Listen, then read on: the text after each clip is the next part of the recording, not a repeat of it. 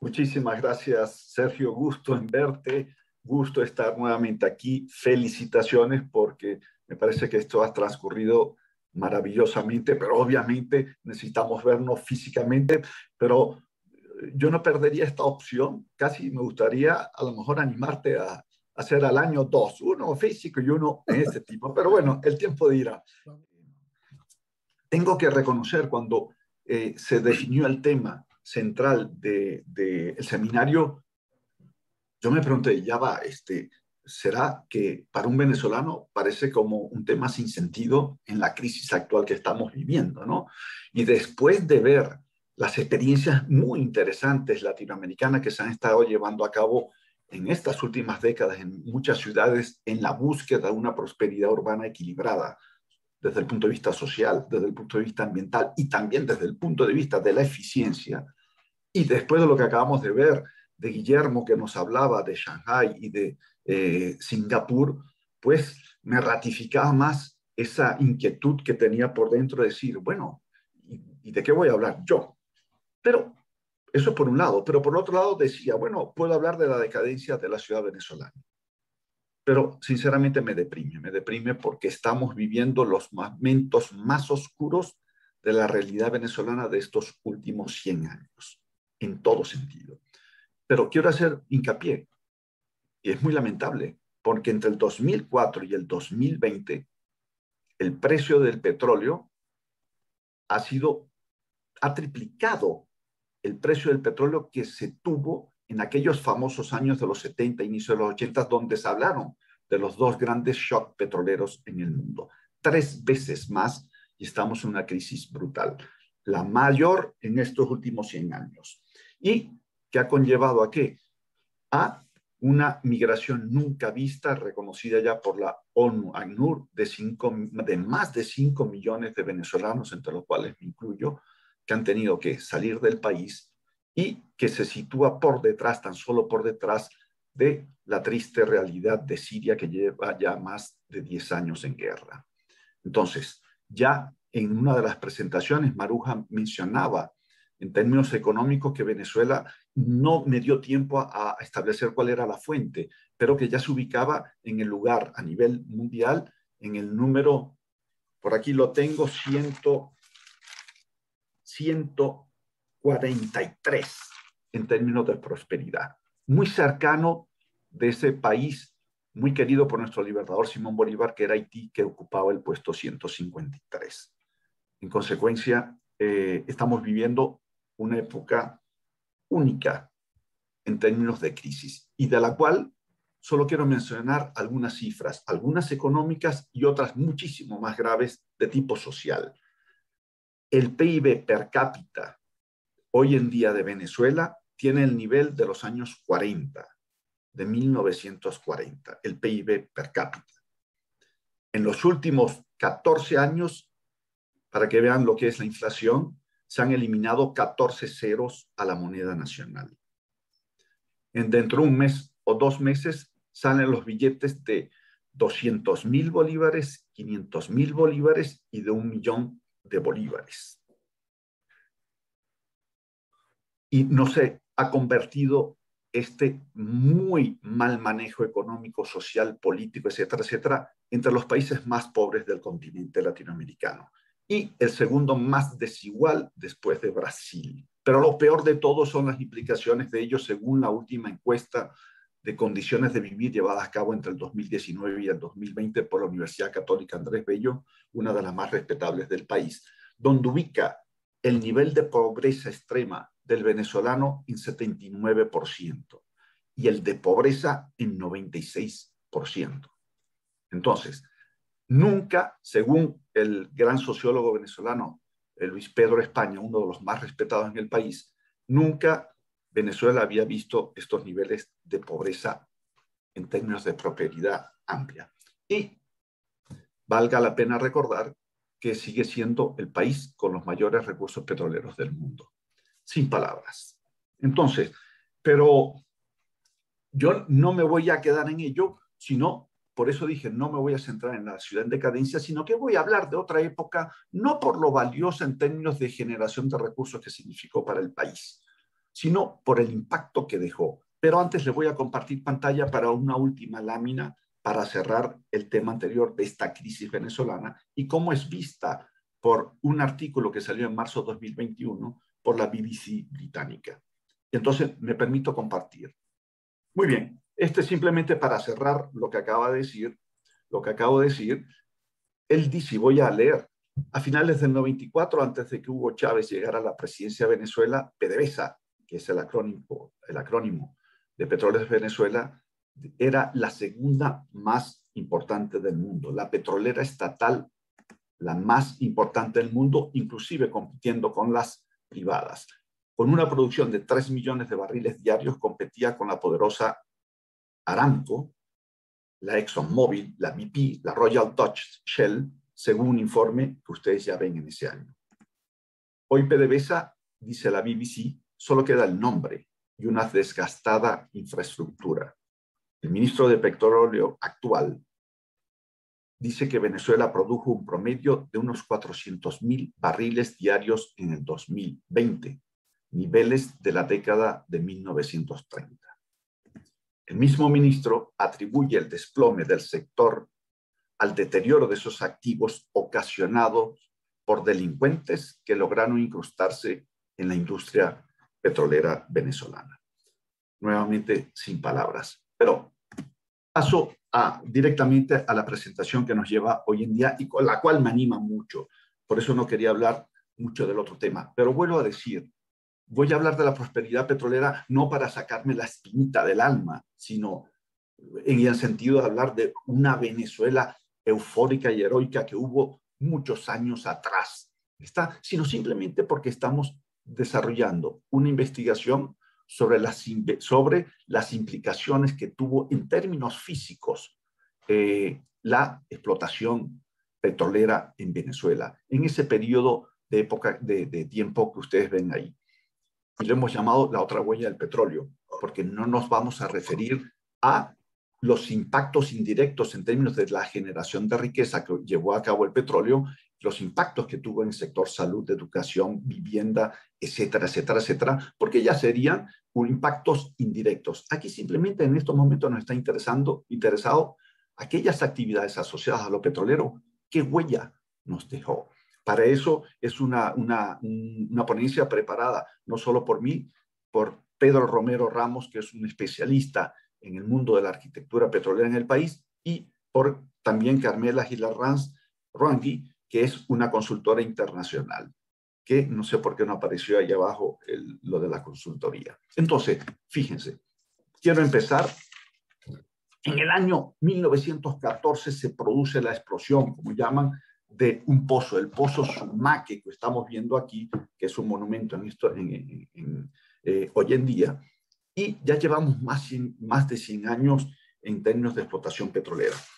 Esto va a cambiar por completo la faz del territorio venezolano. De los tres grandes momentos que se han vivido, sin contar el contemporáneo, el primigenio, antes de la llegada de los españoles, el español colonial y luego el moderno, va a ser el petróleo el que va a introducir los mayores cambios en las ciudades venezolanas, y no solo en las ciudades venezolanas, sino en el territorio nacional. Nosotros hablamos de la reterritorialización más importante que ha tenido lugar en Venezuela, y muy probablemente entre los ejemplos latinoamericanos también estaría en ese nivel de los más representativos. Y a la vez, muy probablemente Venezuela, con toda esta huella del petróleo, pues muy probablemente tiene el patrimonio petrolero más amplio de todo el continente americano y que está quedando en el olvido, no solo por esta situación terrible que estamos viviendo, sino por el hecho también de cierta inconsciencia nuestra para valorar aquello que nos ha transformado, por lo menos desde el mundo físico-territorial y en la materia que nos concierne a nosotros. Y yo quiero, y es por ello que iniciamos un proyecto de investigación que va a concerner, y que de hecho concierne tanto la referencia a los yacimientos, las instalaciones petroleras y, por supuesto, al mundo de los impactos urbanos y territoriales. De los yacimientos e instalaciones hay un equipo de ingenieros que se está ocupando de ello y nosotros nos estamos ocupando de los impactos urbanos territoriales. Y fíjense, quiero un poco, siguiendo los textos de estos dos investigadores, amigos míos, Casas y Lorenzo Casas, Lorenzo González Casas y Henry Vicente, para dar el contexto de ese momento cuando se produce y los cambios que inmediatamente conllevó el petróleo. Y me permito, perdón, leer estas próximas 3 láminas, pero son párrafos muy cortos. La Venezuela prepetrolera, ellos hablan de que de hecho no solo el petróleo introdujo la modernidad, pero que también fue una modernidad importada. La Venezuela prepetrolera, cuyo sistema de relaciones económicas subsistía desde la colonia y se mantuvo vigente a través de las distintas variantes del modelo agroexportador hasta las 2 primeras décadas del siglo XX, fue sustituida por una suerte de transición, según nos dice Bolívar Cholet, en términos de ocupación territorial y funcionamiento demográfico hasta mediados del siglo. Durante este lapso, conviene recordar, se produjo una alternancia de regímenes tanto militares con breves periodos de gobiernos civiles. Y ellos nos hablan de las contradicciones del petróleo, de ese estado de indefensión que nos va a llevar desde el punto de vista, por ejemplo, agrícola, y a la vez de las grandes obras. Ya en el año 39, el petróleo representaba el 90% de las divisas de Venezuela.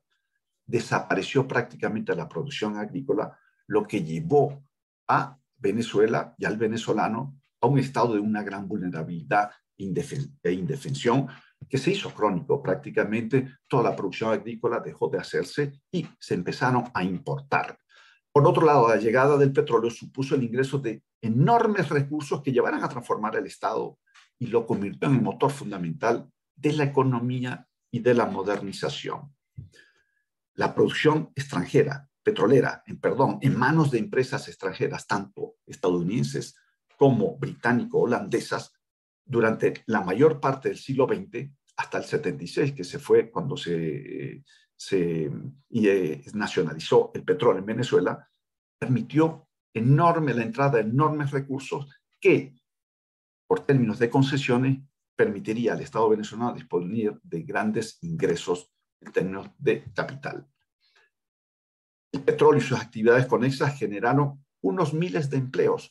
Entendamos que la actividad petrolera no genera mucho empleo, pero las otras, los impactos indirectos en el resto de la economía, la construcción de un Estado moderno generó muchísimas fuentes de trabajo y fue la industria de la construcción el rol fundamental de la transformación del empleo en Venezuela. No fue así tanto el petróleo. Así, la forma de dar el salto al desarrollo estaba cobijada por ambiciosos programas de obras públicas.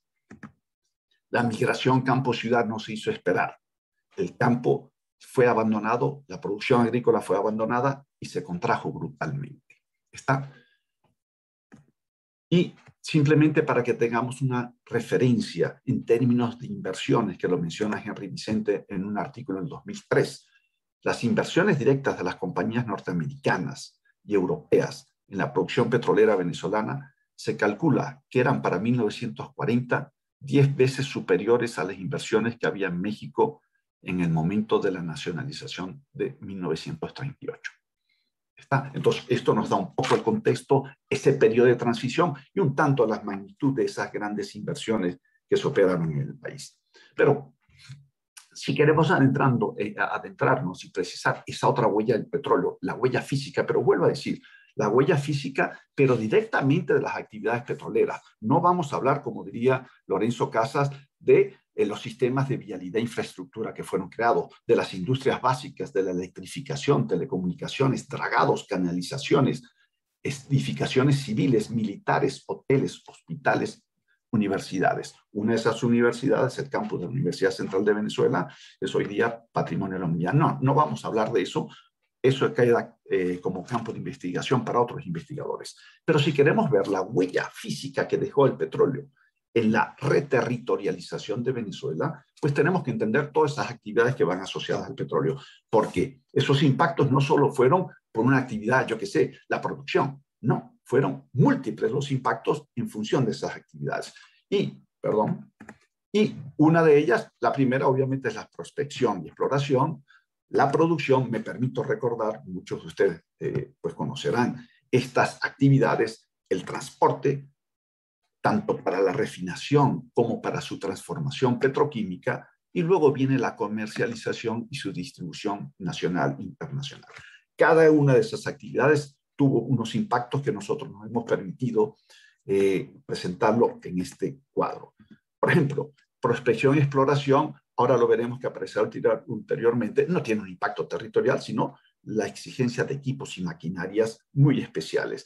En cambio, la producción, una vez se detecta que aquí hay un pozo petrolero, pues eso generó unos impactos muy significativos. Por ejemplo, la aparición de lo que llamamos nosotros los campos petroleros, aparecieron nuevas ciudades y aparecieron colonias petroleras. Luego explicaremos en qué consiste cada una de ellas.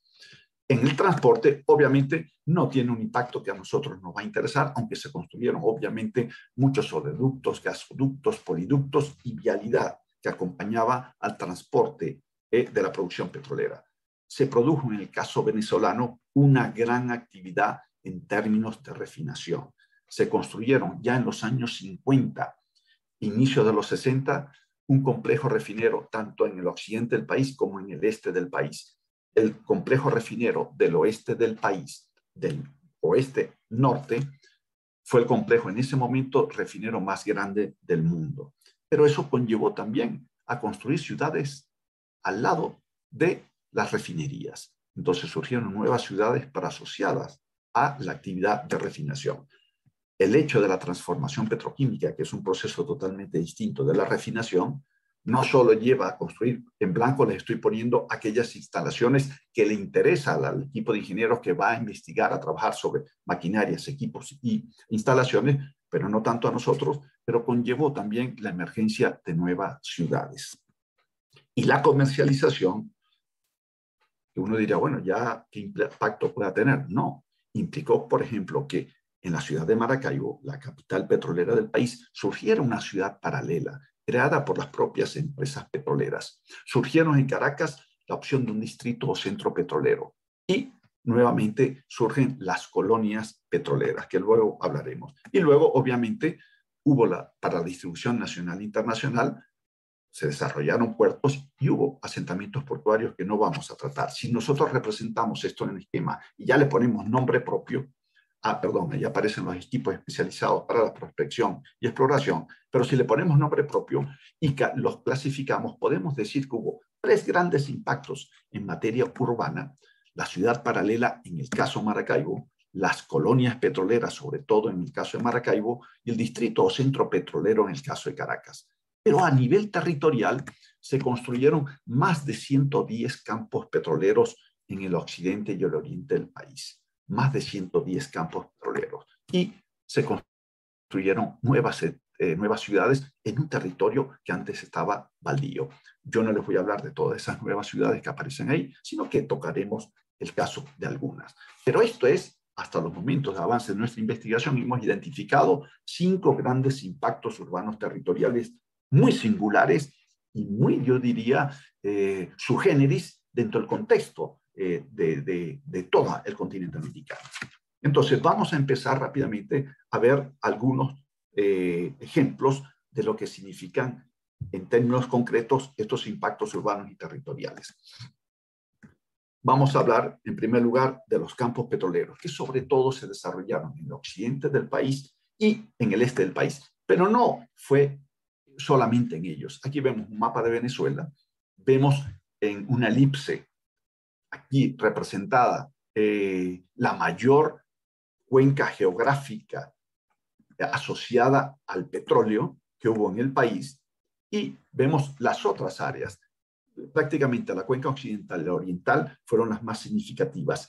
La en gris y la en azul, secundarias. Aunque hoy en día el azul es muy importante por, por los yacimientos de gas que vemos están bajo las aguas. Y tengo que decir también que una buena parte de la cuenca occidental, la máxima producción petrolera, se desarrolló en lo que yo le estoy indicando con el cursor, en el lago de Maracaibo. Ya tenemos planteadas las cuencas, y esto es un mapa donde nos hablaba de los centros poblados de Venezuela en 1936, y aquí le hemos superpuesto las cuencas petrolíferas. Entonces, eso nos da pie a hablar de los campos petroleros. Esta trozo de curva que les puse y que les he hecho ver aparecer ahora en estos momentos, simplemente es para indicar que todo ese territorio venezolano hacia el sur es selva amazónica. Luego, que ocupa prácticamente un 30% del territorio nacional. El proceso de reterritorialización pues se va a llevar a cabo en esos 2/3 restantes y que lo vemos representando.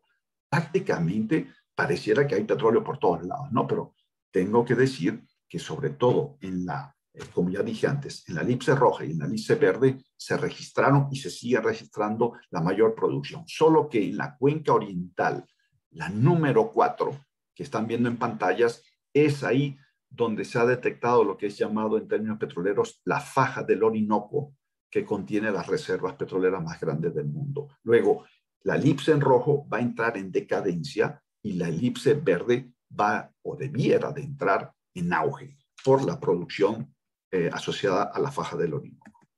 Y digo faja del Orinoco porque este es el río Orinoco y está en su borde norte. Y vamos a pasar rápidamente, voy a tratar solo dos cuencas, la occidental y la oriental, para referirme a casos concretos de un campo petrolero.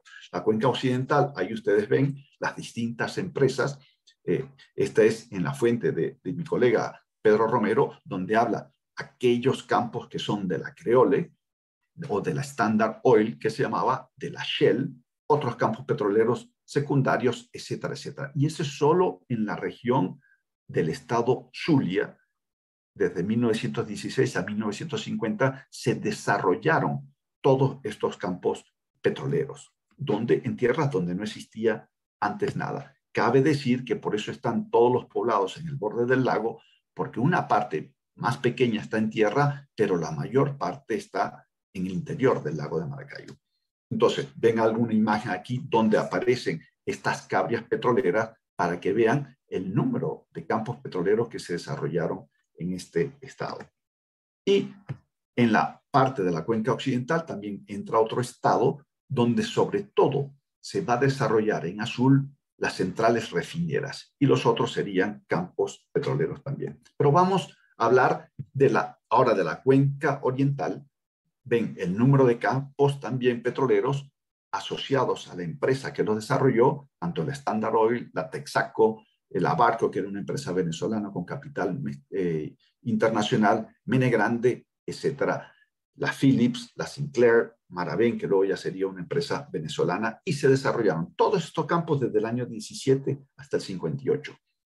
Estos campos petroleros van a tener algo muy interesante, que por la propia influencia de la Shell, la empresa británico-holandesa, que a la vez ya esas ciertas experiencias del urbanismo de la ciudad Jardín habían sido trasladadas a Estados Unidos, pues Venezuela con estos campos petroleros va a disponer muy probablemente del patrimonio de Ciudad Jardín más amplio de América Latina, por lo menos. Eso es una hipótesis que resta a verificar. Pero por esa influencia y por lo temprano que empezaron a construirse esos campos petroleros, ya en los años 10 y en los años 20 y 30 se estaban desarrollando, pues las experiencias tanto de Letchworth City y de Welwyn en Inglaterra, pues influirían en ese espíritu de crear nuevas ciudades jardín. Y vamos a tocar el caso concreto, simplemente aquí me voy a una de las ciudades que hoy en día se llama ciudad Tijuana, pero que es la congruencia de 3 campos petroleros muy cercanos a la ciudad de Maracaibo. Voy a tomar un ejemplo de la cuenca occidental y un ejemplo de la cuenca oriental. ¿Por qué? Porque en esta se desarrolla sobre terrenos completamente planos. En la cuenca oriental sobre terrenos accidentados. Entonces, los campos petroleros de Occidente y de Oriente, en este caso de Occidente. Perdón. Y miren este campo que es en Tijuana, es el plano de la Organización Social de Tijuana. Aquí está el lago de Maracaibo, como están viendo en mi cursor. Y está la vía intercomunal que se dice que recorre toda la costa oriental del lago. Muy importante. Pero aquí vamos a ver, y por eso le pusimos estas manchas, que una de las características de los campos petroleros es que sectorizados por nivel socioeconómico. Esto es un cierto nivel de discriminación. Y aquí les pongo. La nómina mayor, que se llama, o realmente en términos populares uno siempre decía un campo de la staff, se utilizaba el término inglés, se ubicaba en Campo Verde. La nómina menor en Campo El Prado y en Campo Venezuela era una nómina también menor contractual. Y entonces vemos que ambos campos están separados por una avenida intercomunal y también por una entrada. Entonces, una primera característica de los campos petroleros es que hubo una discriminación y una sectorización por nivel socioeconómico. Aquí tenemos una vista puesta hoy en día sobre una imagen de Google Earth donde se sigue viendo el trazado de esos tres campos, pero que en conjunto conforman lo que hoy en día se denomina Tijuana. Entonces, quiero mostrarles una vista de esos campos y les voy a comentar rápidamente. Estos campos estaban equipados, por ejemplo, el mismo Campo Verde, el del staff o la nómina mayor, tenía su club, pero también tenían clubes los campos de la nómina menor o las de la nómina contractual.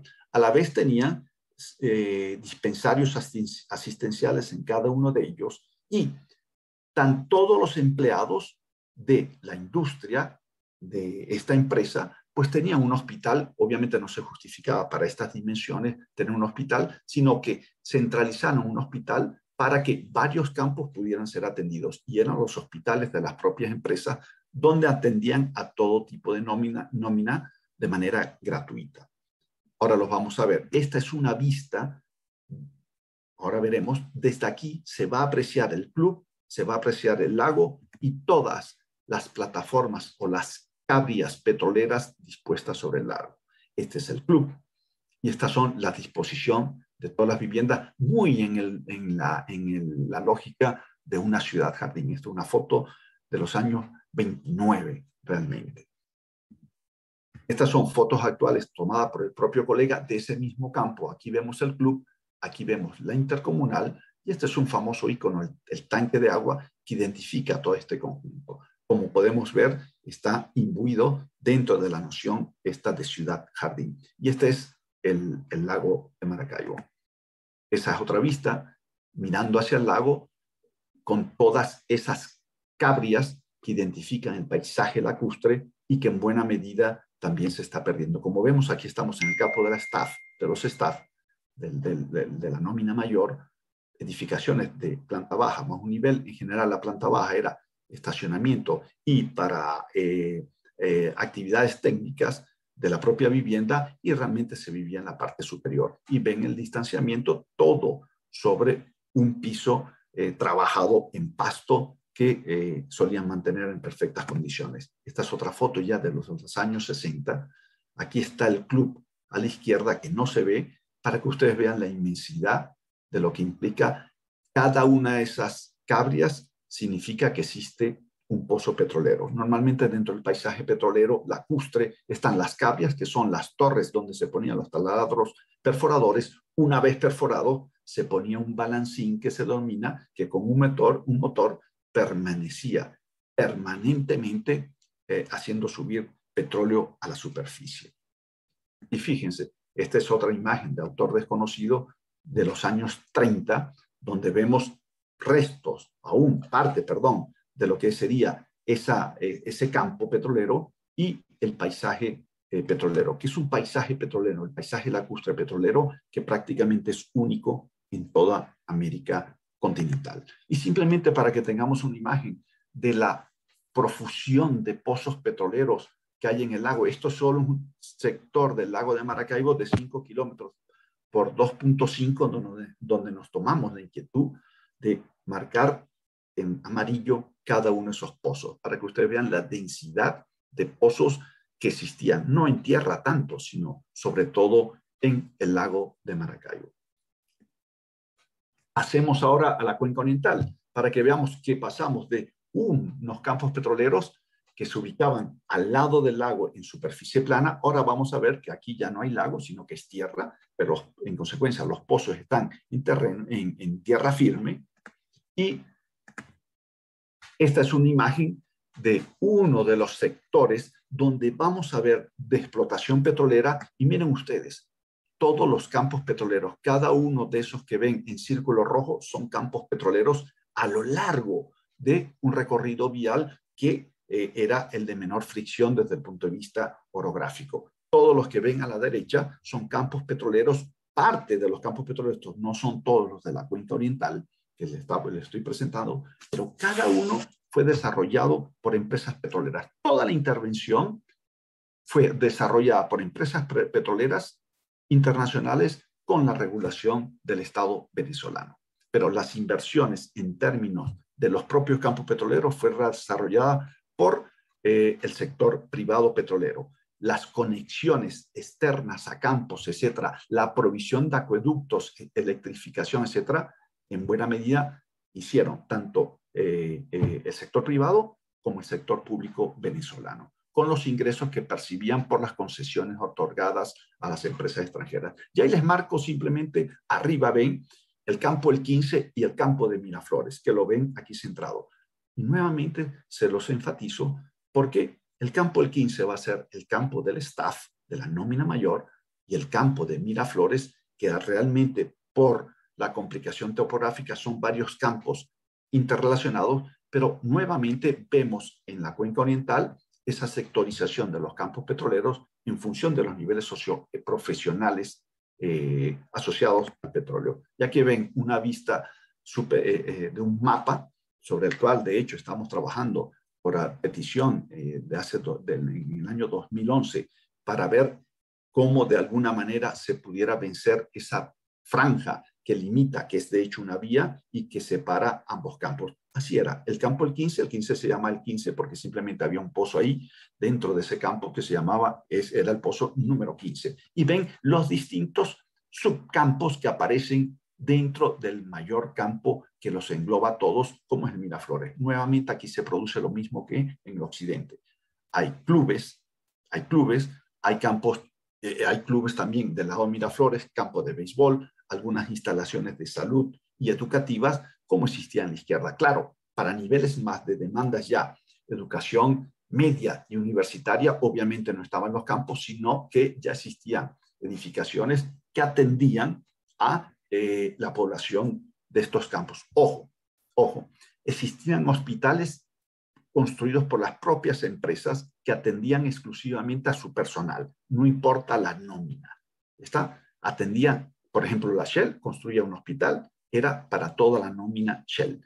Surgieron también escuelas públicas construidas por el Estado venezolano para atender a toda la población que no está involucrada en el mundo petrolero, pero que en cierta medida, en ciertos momentos, participaba o contractualmente o en otras labores que generaba la propia actividad petrolera.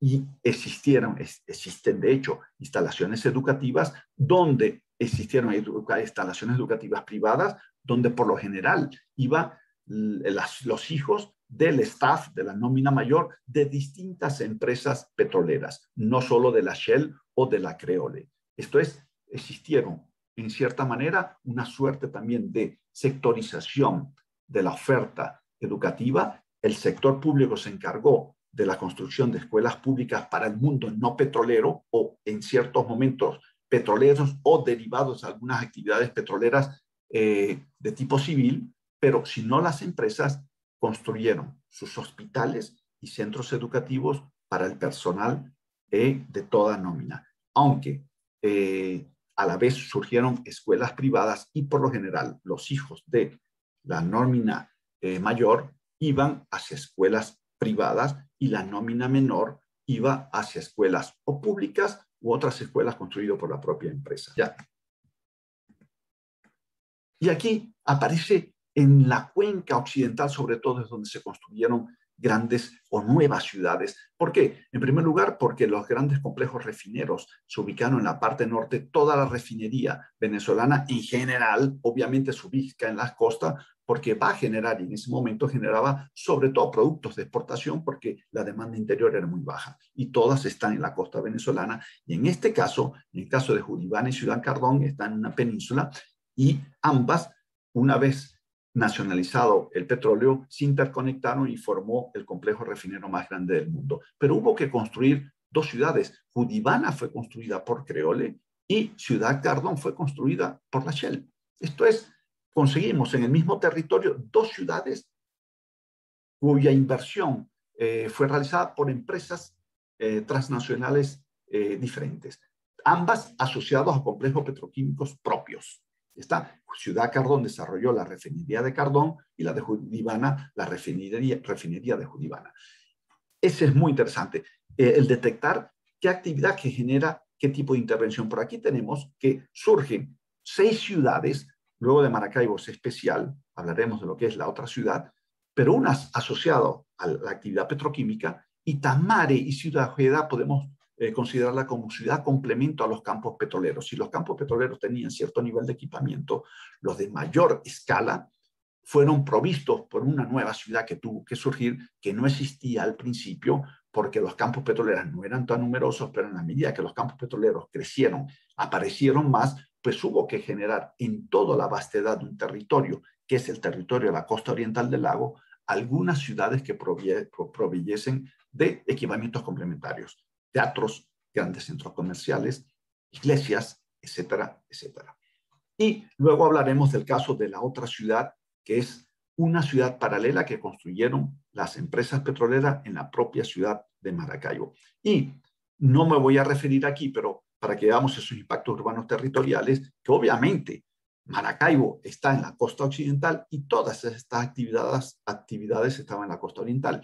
Luego, fue urgente y necesario la construcción de un puente que terminara por vincular Maracaibo al resto del país y sobre todo a toda la operación del oeste. Y es ahí donde se construye en ese momento el puente más largo del mundo. No voy a hacer referencia, vuelvo a decir, no es parte del estudio, a todas aquellas infraestructuras que tuvieron que servir de apoyo a la explotación petrolera y a otras actividades. Pero en ese momento se llama Ricardo Morandi, diseña un puente de 8.8 kilómetros, la obra más grande, larga, construida por Morandi. En ese momento es el puente más largo del mundo, sigue siendo el segundo puente más largo de América Latina después del de Río de Janeiro, y fue construido en el año 57 y 62. Y me permito simplemente presentar una imagen. En ese momento, vuelvo a decir, fue el puente atirantado más grande y el puente más largo en su momento. Ok, muchas gracias. Entonces, la ciudad paralela se construyó en Maracaibo. Y miren, y vamos a hablar de las colonias y el distrito petrolero. Fíjense, este es un mapa de Maracaibo del año 56 producido por la Shell. En el rectángulo amarillo ven la ciudad histórica de Maracaibo. Luego ya se habían hecho algunas intervenciones de expansión de la ciudad desarrolladas por el gran arquitecto venezolano Carlos Raúl Villanueva hacia el oeste del centro histórico en un planteamiento tipo ciudad jardín, y enfrente de ella José Luis Ser habrá realizado la urbanización La Pomona, su obra más grande construida en toda América Latina. ¿Está? Y una de sus primeras obras construidas en todo el continente americano. Y las empresas petroleras se ponen de acuerdo y definen lo que se ha dado en llamar la otra ciudad, una ciudad paralela a Maracaibo en todo el norte, y miren el tamaño de esa ciudad. Esta ciudad es propiamente una ciudad que supera en superficie incluso a la del centro histórico, solo que la densidad del centro histórico, como podemos ver, es mucho más compacta. Estos son todo el trazado, se incorpora un aeropuerto nuevo a la ciudad, aparecen hospitales universitarios, vías nuevas, se ubican las sedes de las oficinas, tanto de la Shell, en este caso, como de la Standard Oil. Cada una irá a definir luego lo que llamaremos colonias petroleras y otros equipamientos. Pero esto ya es otra ciudad. y por eso se le ha llamado así. La otra ciudad, hoy en día, obviamente están totalmente vinculadas y uno no distingue en qué ciudad está. En ese momento, pues Maracaibo salta al reconocimiento internacional por ser la capital petrolera de América, en ese momento muy probablemente la capital petrolera más significativa en el mundo, y surgen películas donde se hablan de escenas asociadas al mundo petrolero, algunas muy simpáticas en sus carteles, como estos dos, la señora y el señor, uno manteniendo la mano sobre el sombrero como si se le fuera a volar dentro de lo que es el propio lago de Maracaibo. Y ulteriormente, para que ustedes vean, el lago recambió la bandera de ese estado, del estado Zulia, porque representando el azul del lago y la riqueza petrolera que está debajo de él, para que veamos el peso del petróleo en la cultura occidental del país. Y vayamos ahora dentro, después de hablar de esta ciudad paralela, de las colonias petroleras. Y luego hablaremos, y ahí terminamos, por el distrito petrolero. Las características de estas colonias petroleras era urbanismo moderno, esto es tipo pabellón. Ya no remedaban en cierta manera las construcciones del centro histórico, que eran construcciones de borde de la manzana, sino que el pabellón, edificio en el centro de las parcelas, estaba integrado a la red vial urbana, eran colonias abiertas, estaban equipadas con muchos de esos servicios que eran todos prestados por las propias empresas petroleras. Los servicios eran gratuitos, tanto de hospital para las distintas nóminas. Esto es, el hospital de la Shell atendía todas las nóminas, y el hospital de la Creole todas las nóminas de él. Hubo hospitales públicos, vuelvo a decir, siempre el Estado venía a construir aquellas edificaciones para aquellas personas que no trabajan directamente en la industria petrolera, y nuevamente los salarios por arriba. Y por último, hubo un impacto en Caracas. ¿Caracas qué iba a hacer? Usted diría, bueno, pero ¿y qué hace Caracas? Pues Caracas le tocaba administrar y comercializar el petróleo y sus derivados a nivel nacional e internacional, y en consecuencia, prontamente, aquí vemos un edificio de los años 46, donde el edificio Shell ya se construye. Un edificio Shell existía en Maracaibo, pero en Maracaibo los edificios eran para controlar las operaciones de producción petrolera, extracción y producción. Los edificios de Caracas ya no era tanto para controlar las operaciones, sino para administrar y comercializar el petróleo a nivel nacional y a nivel internacional. Y en consecuencia surgieron torres o edificaciones petroleras muy significativas en Caracas muy tempranamente. En los años 40 ya veíamos estas edificaciones emerger en Caracas, y hubo la idea de construir un centro o un distrito petrolero con varios edificios, donde cada edificio fuese patrocinado o desarrollado por una de las empresas petroleras. Este es un proyecto muy interesante desarrollado por Angelo de Sapio en el 57, que a la final no logró materializarse, sino un único de los edificios. Es un fantástico edificio. Si ustedes van a Caracas, tienen que visitar este edificio, pero no se llegó a concretar porque cada sede decidió ubicarse en una misma área relativamente cercana, pero sus edificios de manera aislada. En consecuencia, en Caracas tuvo su impacto también la construcción de un intento de construcción del centro petrolero, pero sobre todo de torres petroleras, y en consecuencia también se impactó una ciudad que no estaba dentro de las cuencas petroleras, pero obviamente era la capital y tenía que administrar el petróleo. Aquí ven nuevamente un edificio ulterior de la Shell, ya de finales de los años 50, hecho por grandes arquitectos venezolanos en este caso. La característica era totalmente insertada dentro de la ciudad moderna, edificios de arquitectura moderna muy tropicalizados y obviamente los mismos sueldos. Para terminar y concluir, pues, en primero esto que vemos aquí, podemos concluir que el impacto urbano territorial de las actividades petroleras no solo fue significativo, sino que se extendió prácticamente en todo el territorio nacional y que fue muy diversificado de acuerdo a las propias actividades asociadas del petróleo. Nosotros hemos identificado por ahora 5 impactos, los cuales se los he presentado en el día de hoy. Luego, que conllevó a la reterritorialización del país, una de las más, en todo caso, en el caso venezolano, la más importante llevada a cabo en toda la historia del país. La construcción, campos petroleros de ciudades, muchos impactos urbanos y territoriales que conllevan, vuelvo a decir, a unas de las reterritorializaciones quizás más importantes, junto con las otras importantes que pueden haber en América Latina. Ahí está casualmente la faja del Orinoco, que es donde se han encontrado las reservas mayores, reservas petroleras mayores del mundo, en la cuenca oriental. Otra conclusión que podemos tener es que los campos petroleros que se basaron en la noción de ciudad jardín, probablemente los campos petroleros existentes en Venezuela representan el mayor patrimonio que pueda existir en América Latina de ese modelo de ciudad.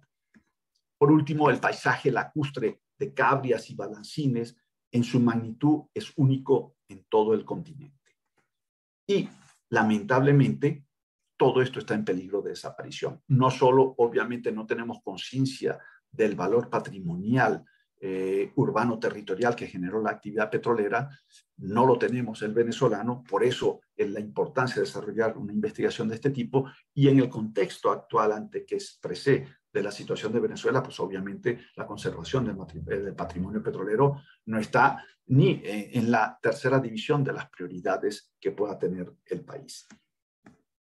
Estas son las referencias que hemos utilizado y con esto terminamos la presentación. Muchas gracias. Bien, bien, Francisco. Bueno, interesante, un tema que no se conoce mucho normalmente, ¿no? En México tenemos una historia también como país petrolero. Me parece que no tan clara, al menos lo percibo yo así. Tal vez no, es mi ignorancia si hay algunos estudios similares a lo que estás haciendo, pero yo no percibo con tanta claridad este esquema que tú nos planteas en el caso mexicano. Tal vez porque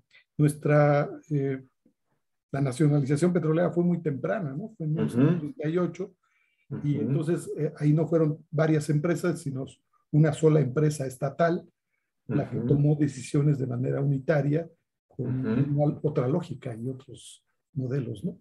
Pero sería interesante también hacer un ejercicio similar en México, ¿no? Sería muy interesante, Sergio. Claro, claro. Y luego con nuestros colegas también de Ecuador, estos tres grandes países latinoamericanos del mundo petrolero, realizar estudios comparativos desde el punto de vista de los impactos urbanos territoriales que generó las distintas actividades del mundo petrolero. Porque fíjate, yo así a priori, más bien como mi percepción, pero no basado en ninguna investigación con una cierta metodología rigurosa, me parece que el modelo que podría aplicarse en México es el de la colonia petrolera y el del distrito petrolero, que bueno, en la Ciudad de México, con el complejo Pemex en la torre, y de que cada ciudad que fue sede en la regionalización que hizo Pemex para sus actividades, pues construyeron sus instalaciones, ¿no? Puedes encontrarla en Veracruz, en Coatzacoalcos, en Villahermosa, en Reynosa. Había un distrito petrolero de administración y gobierno, digamos, de la industria, ¿no? Pero más bien yo creo que fueron colonias petroleras. Colonias petroleras. Yo tengo familiares y conocidos vinculados a la industria petrolera y pues sí identificabas que ellos vivían en una colonia petrolera, pero no era una inserción en la ciudad tan clara y con una lógica urbanística como la que tú nos señalas, ¿no? Entonces, pero sería interesante hacer un estudio en ese sentido. Otros han evaluado el impacto, digamos, en las ciudades petroleras, ¿no? En regiones petroleras. Por ejemplo, el efecto que tuvo en Villahermosa, el efecto en Veracruz, en fin. Eso más o menos sí se ha estudiado, pero así como ustedes lo abordan, no. Pero bueno, yo quisiera, dando tiempo a que nuestros colegas hagan preguntas o algún comentario, si tú rematas con algo que estaba pensando cuando lo estabas presentando, que ese patrimonio o esa gesta urbanizadora y de construcción bajo ese concepto, ese modelo, está en riesgo. Y bueno, yo pensaba, bueno, sí, de esto que nos estaba hablando Francisco, se generó bajo una estructura de industria petrolera diversificada a través de empresas privadas.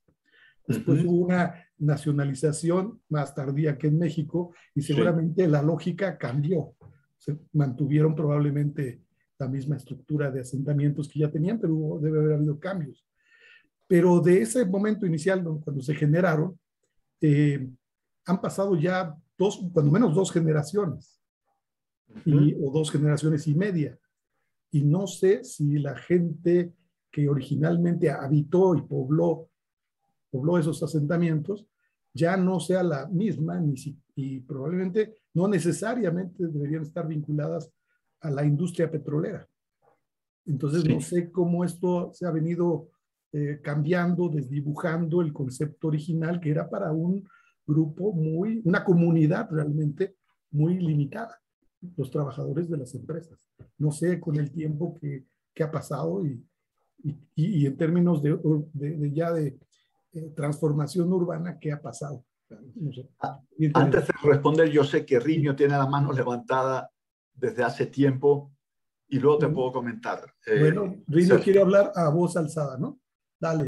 A Francisco, porque de verdad ha hecho una presentación que me ha interesado muchísimo por varias razones, porque me parece que es un episodio, como decía antes Sergio, muy poco conocido. Bien, yo que soy europeo, aún menos. Es que es un episodio de me ha gustado el tema del urbanismo, de un capitalismo iluminado, vamos a decir así, ¿no? En el sentido, porque en Europa había habido, ¿no?, varios episodios también que se estudia, están en los libros de urbanística, ¿no? Ciudades o piezas de ciudades muy importantes construidas ex novo, ¿no? Y nada, tú has dicho, ¿no? Modelos, ¿no? Se toma el modelo de la ciudad jardín, es decir, modelos muy importantes. Primera pregunta es esta. ¿Tú piensas que efectivamente estamos, y también la referencia, ¿no? Se toma arquitectos importantes como Esquido Owens and Merrill y otros venezolanos también, aquel edificio fantástico, ¿no?, en Caracas. Y bien, es un momento, me parece, mágico, ¿no?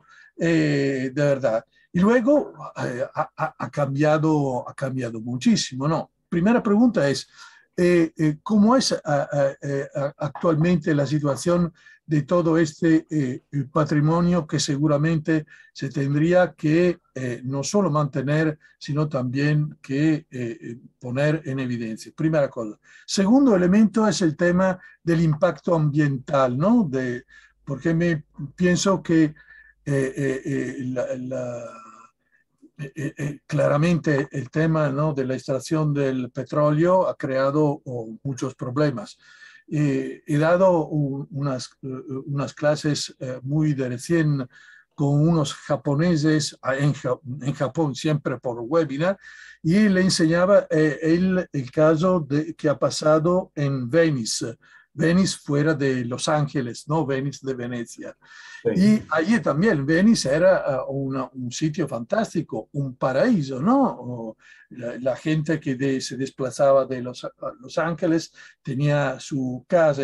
Hasta cuando descubrieron que había petróleo allí cerca, ¿no? Y por eso, en muy pocos años, de una parte ha aumentado todo el tema, ¿no?, de la extracción del petróleo, y Venice, que era una ciudad, un experimento de ciudad con sus canales, ¿no?, hecho como Venecia, justamente, sí, ha bajado y ha perdido,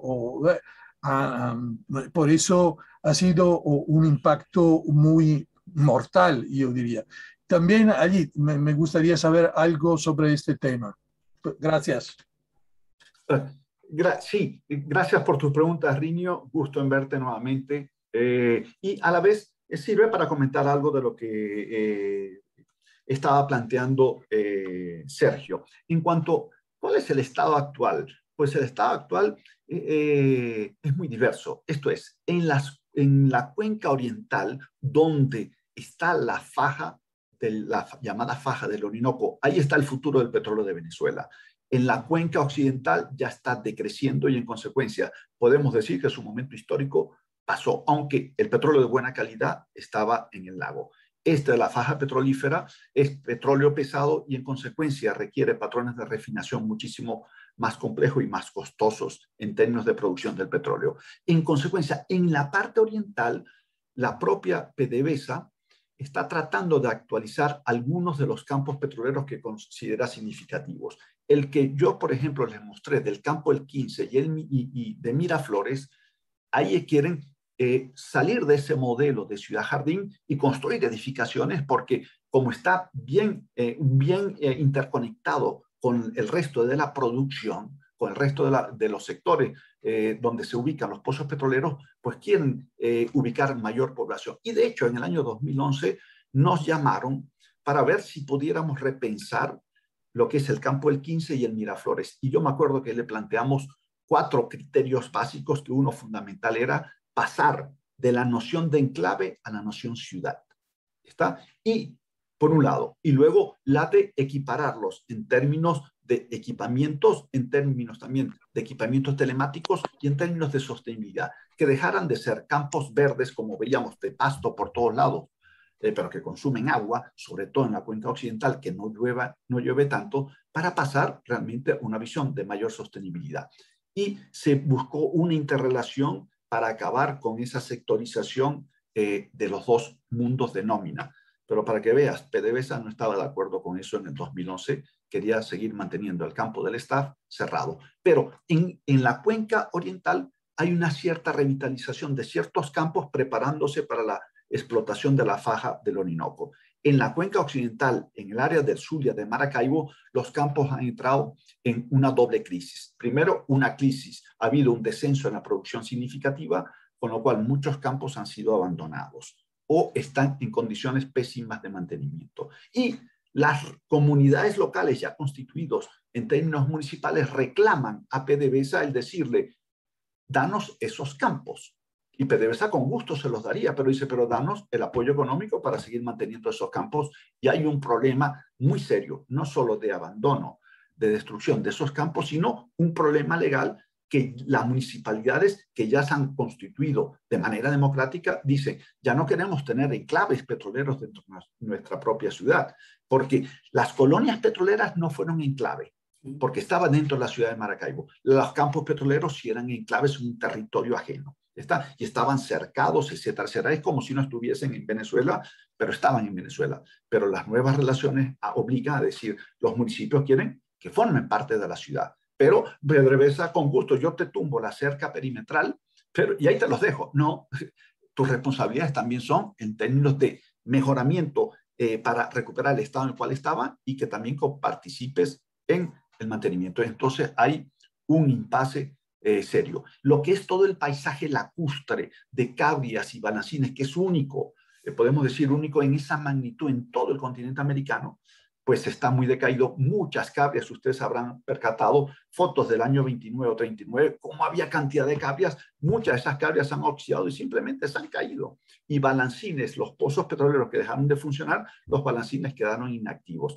Y lo que podía ser el paisaje petrolero lacustre, quizás más importante del mundo, pues está también en decadencia. En consecuencia, estamos viviendo una crisis severa de todo el patrimonio petrolero. Impacto ambiental. Obviamente, en los campos petroleros, por ejemplo, en la cuenca oriental, toda actividad petrolera, pues todos sabemos que el petróleo es altamente contaminante. El lago de Maracaibo está lleno de tuberías por debajo.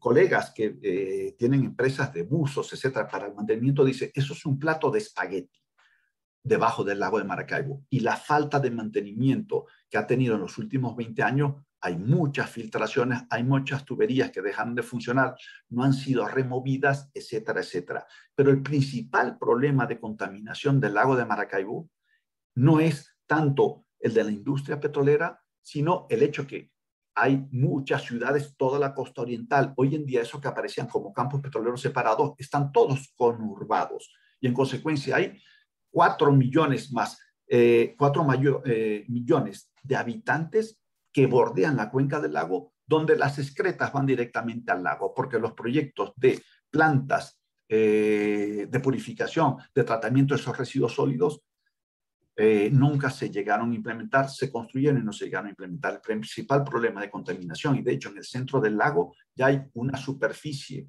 prácticamente de 100 kilómetros de diámetro que es anóxica, ya no hay vida submarina. ¿Está? Entonces, ese es el problema. Sobre todo, ya luego en las refinerías que están al norte, Judibán y Cardón, pues obviamente los procesos refineros son altamente contaminantes. No hay el mantenimiento que había cuando las empresas petroleras, incluso después de la nacionalización petrolera, había un buen personal, todos ya eran venezolanos, muy bien formados y había un mantenimiento extraordinario. La llegada de estos últimos 20 años, el mantenimiento se ha venido a cero y nosotros, aunque yo no rezo mucho, estamos rezando porque el puente sobre el lago de Morandi no se nos caiga, porque en los últimos 25 años no ha recibido ni mantenimiento correctivo ni preventivo. Entonces, en cualquier momento podemos oír la noticia de que algún tramo pueda caerse. Entonces, es grave todo el tema del mantenimiento, pero desde el punto de vista de tu pregunta de ambiental, no es el tema de nuestra investigación, sino que es en una segunda fase con equipos ambientalistas que desarrollen lo que ha sido el impacto de la industria petrolera desde el punto de vista ambiental.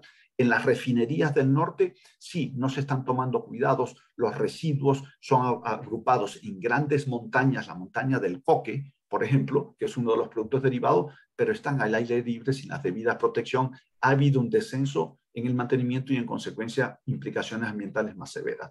Pero el tema ambiental también es un fracaso venezolano en estos momentos porque están explotando en el Amazonas oro y coltran, asociadas en muchos casos a grupos paramilitares colombianos sin la presencia del gobierno venezolano. Un desastre ecológico está llevándose a cabo en la Amazonia venezolana. Perdón, Riño, si me extendí. Muchísimas gracias, Francisco. Yo espero de verdad que no caiga el puente de Morandi, porque tú sabes que ha caído en Génova un puente de Morandi, pero han dicho claro, que estaba construido mal, ¿no? Que nunca se ha hecho manutención. Y por eso le ha dado la culpa a este gran ingeniero que ha sido Morandi y no a los que no ha hecho manutención por más de 20 años. Un puente que ha tenido un cargo, ¿no? Que era como 10 veces superior, ¿no? De pasaje de camiones, mucho superior a lo que era, con el cual era estado proyectado. Yo espero que no pase lo que ha pasado en Génova. Muchísimas gracias a ti y a Sergio. Claro. Gracias. Bueno, muchas gracias, Francisco.